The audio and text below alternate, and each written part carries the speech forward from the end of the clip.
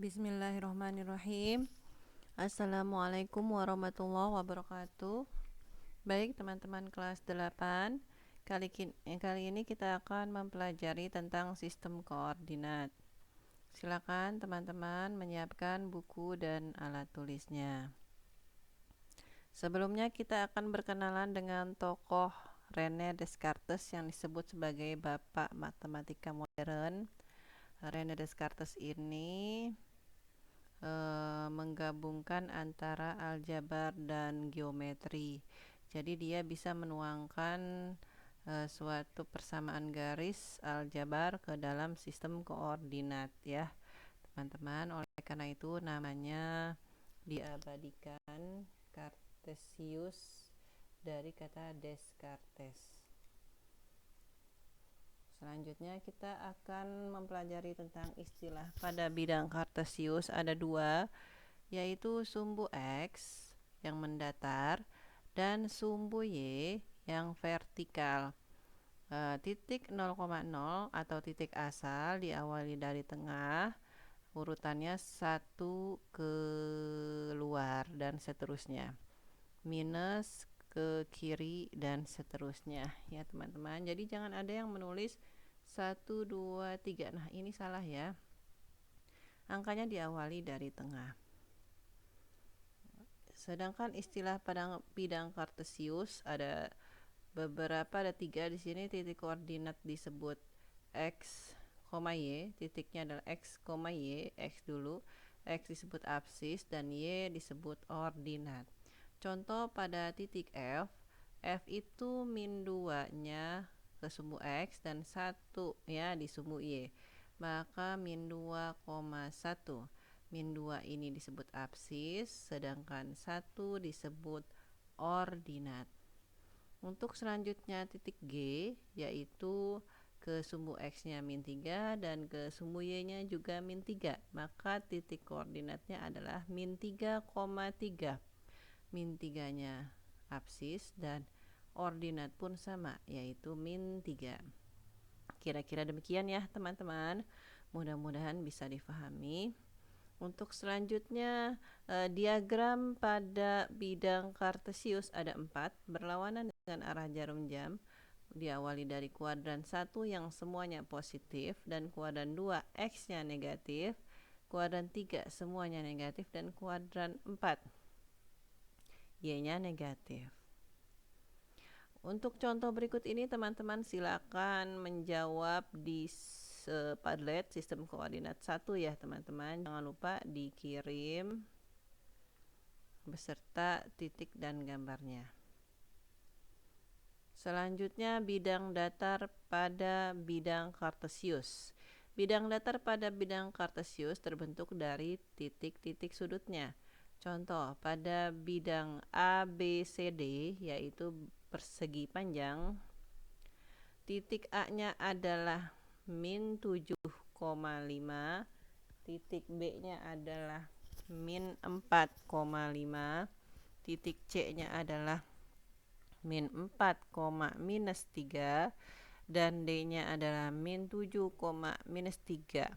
Nah, untuk mengetahui luas atau keliling, maka kita harus mencari poin-poin yang diperlukan. Contoh, untuk mengetahui luas, kita mengetahui panjang kali lebar caranya ya. Oleh karena itu, poin yang harus kita cari adalah panjang dan lebarnya. Panjangnya kita hitung dari titik A sampai D atau dari titik B sampai titik C. 1, 2, 3, 4, 5, 6, 7, 8. Ada 8 panjangnya. Dan dikalikan lebar dari titik A ke titik B atau dari D ke titik C. 1, 2, 3. 3 ya. Jadi 8 kali 3, 24 satuan luas. Kira-kira demikian. Nah, selanjutnya untuk segitiga EFG. Seperti yang kita ketahui bahwa luas segitiga adalah setengah kali alas kali tinggi, maka kita harus mengetahui poin alas dan tingginya teman-teman. Alasnya di mana? Alas dari titik E sampai F. 1, 2, 3, 4, 5. Tingginya yang mana? Tinggi dari titik sudut G. Tegak lurus kepada garis EF. Lurus ya.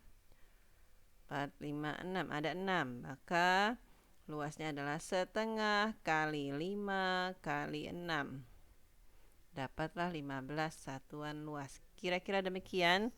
Mudah-mudahan bisa difahami.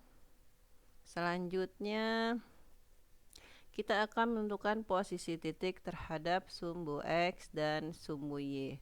Posisi titik di sini yang ditanyakan adalah jarak ya, teman-teman. Jaraknya. Contoh posisi titik P. Jika yang ditanya posisi P terhadap sumbu Y, maka ini yang ditanya jarak. Kalau jarak berarti jawabannya senantiasa positif ya, karena tidak ada jarak yang negatif. Misalnya jarak rumahku dari rumahmu minus 5. Nah kan tidak seperti itu ya, tapi jarak biasanya nilainya positif. Contoh posisi P terhadap sumbu Y ya teman-teman, maaf ini boleh edit dulu. Posisi P terhadap sumbu Y, kita perhatikan P ke kiri 1, 2, berarti ada 2 satuan luas. Sedangkan posisi P terhadap sumbu X, dia turun ke bawah ya, berarti 4 satuan luas. Nah kira-kira demikian. Kalau sumbu titik R, bagaimana posisi R terhadap sumbu Y? 1, 2, maaf ini X ya, terhadap sumbu Y dulu ya. 1, 2, 3, 4, 5, berarti 5. Sedangkan posisi R terhadap sumbu X, berarti ke sumbu X ya. 1, 2, 3, ada 3 satuan luas. Nah kira-kira demikian teman-teman untuk menentukan posisi titik terhadap sumbu ya. Baik, sekarang kita lanjutkan. Sekarang menentukan posisi titik terhadap titik asal dan titik tertentu. Perhatikan bedanya ya. Kalau tadi menentukan posisi titik terhadap sumbu X atau sumbu Y, kalau sekarang menentukan posisi titik terhadap titik asal dan titik tertentu. Nah, apakah itu titik asal?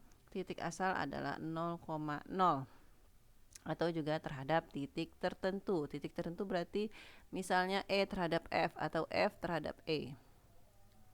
Nah, kira-kira demikian teman-teman. Contohnya posisi E terhadap F. Posisi F terhadap F, E terhadap F, maka kita akan menentukan jaraknya F dulu baru ke E. Nah, kalau seperti ini jawabannya adalah titik teman-teman. Ya, titik, koordinat. Jawabannya koordinat.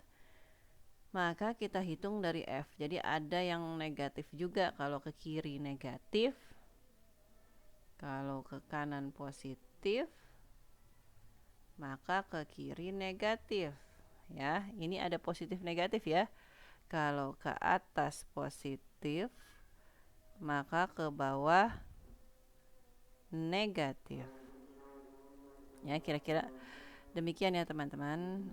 Sekarang teman-teman lihat posisi titik E dan F. Ya, berarti F ke E, ke atas. Ke atas itu berarti sumbu Y ya. Satu langkah berarti positif 1. Ke kanan itu berarti sumbu X ya. Positif 4. Ya, jadi jawabannya 4,1. Karena kan kita dahului X dulu baru Y ya. Selanjutnya posisi F terhadap E, berarti E ke F. E ke F, boleh ke sini lagi, balik lagi, atau lewat bawah juga boleh. Ke bawah satu langkah berarti minus 1 teman-teman. Itu sumbu Y ya, karena kan dia kan vertikal. Lalu 1, 2, 3, 4 ke kiri mendatar, berarti dia minus 4. Nah berarti ini kan sumbu X ya. Jadi jawabannya minus 4, min 1 ya teman-teman. Posisi E terhadap G, contohnya E terhadap G berarti G ke E ya. G ke E ini, G ke E ini kan ada di sini ya, E nya ada di sana ya, berarti G ke E. E terhadap G berarti G ke E. Kita boleh ke atas dulu, 5 ya. positif 5 Y-nya, dan ke kanan 1, 2, 3, 4, 5. Berarti ke kanan positif 5 juga, 5,5. Nah, pertanyaannya apabila titik koordinatnya adalah puluhan atau ratusan. Nah, sekarang ada caranya teman-teman ya. Sekarang kita simak dulu. Titik E-nya adalah 2,2, titik G-nya adalah min 3, min 3. Nah, caranya seperti apa? Caranya adalah dikurang titik awal, dikurang titik yang terakhir. Contohnya, ini X1, Y1 ya. Yang ini X2, Y2. Caranya adalah seperti ini.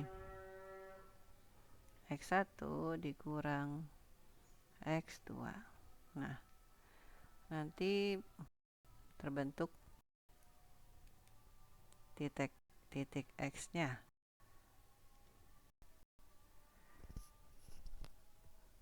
Oh ya, rumusnya udah Ibu Lia tulis di atas. Ya, Bu Lia lupa kalau udah nulis. Kita lanjutkan ya, menggunakan rumus. Gimana Bu caranya menggunakan rumus?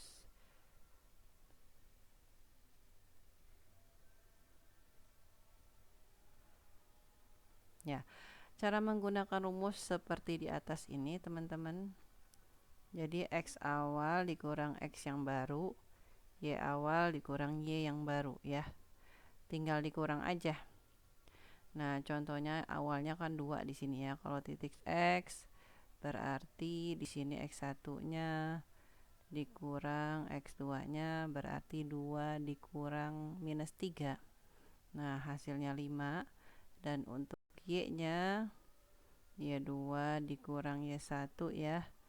Jadi Y2-nya di situ adalah Y1 kurang Y2 ya. Nggak boleh kebalik ya teman-teman. Jadi 2 dikurang minus 3 juga, hasilnya 5,5.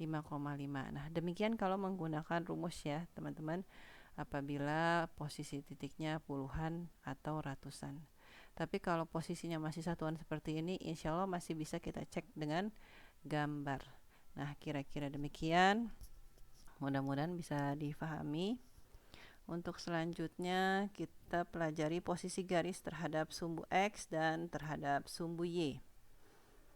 Nah, perhatikan diagram berikut. Garis yang saling sejajar yang mana? Garis yang saling sejajar, yaitu garis yang memiliki jarak yang sama dari awal titiknya sampai akhir titiknya. Ya, yaitu garis L dan N. Garis yang saling tegak lurus. Nah, garis yang saling tegak lurus yang membentuk sudut siku-siku, yaitu garis L dan K. Dia membentuk sudut siku-siku. Oke. Garis yang berpotongan. Nah, garis yang berpotongan adalah garis yang bertemu pada salah satu titik. Nah, ini pertemuannya contohnya di sini. K dan N juga berpotongan ya. Nah, cuman kalau L dan M tidak membentuk sudut siku-siku, kalau K dan N membentuk sudut siku-siku. Jadi yang saling berpotongan L dan M. Boleh juga K dan N ya. Cuman fokus kita di sini K dan N membentuk sudut siku-siku. Nah, untuk selanjutnya garis mana yang sejajar dengan sumbu X? Yang sejajar dengan sumbu X yaitu garis L dan N ya. Dan yang sejajar dengan sumbu Y yaitu garis K ya. Kira-kira demikian ya teman-teman. Dan garis yang memotong sumbu X dan sumbu Y, memotong sumbu X dan Y sekaligus, hanya garis M. Karena kalau N hanya memotong sumbu Y, K hanya memotong X, dan L hanya memotong Y. Tapi yang kedua-duanya memotong yaitu garis M. Kira-kira demikian ya teman-teman, posisi garis terhadap sumbu X dan sumbu Y. Nah, ada juga pola bilangan pada diagram Kartesius. Contohnya ini. Apabila di X-nya 1, maka Y-nya juga 1. Apabila X-nya 2, maka Y-nya 3. Di sini ada pola kalau sumbu X jaraknya 1, sedangkan pada sumbu Y jaraknya 2. Ya, jaraknya 2. Oke. Seperti itu. Nah, inilah yang disebut dengan pola bilangan pada diagram Kartesius. Kita akan melanjutkan lagi nanti pada pertemuan di bab berikutnya, ya. Kira-kira demikian teman-teman yang kita pelajari hari ini. Silakan teman-teman mengerjakan contoh soal berikut ini, diskusikan secara berkelompok, lalu hasil diskusinya dikumpulkan pada sistem koordinat yang kedua, di-upload pada Padlet ya. Dan ini tugas mandiri teman-teman ya, tugas mandiri di-upload di Padlet juga pada sistem koordinat yang ketiga. Nah, kira-kira demikian ya teman-teman pembelajaran kita hari ini, mudah-mudahan bisa difahami. Atas perhatiannya, Assalamualaikum warahmatullahi wabarakatuh.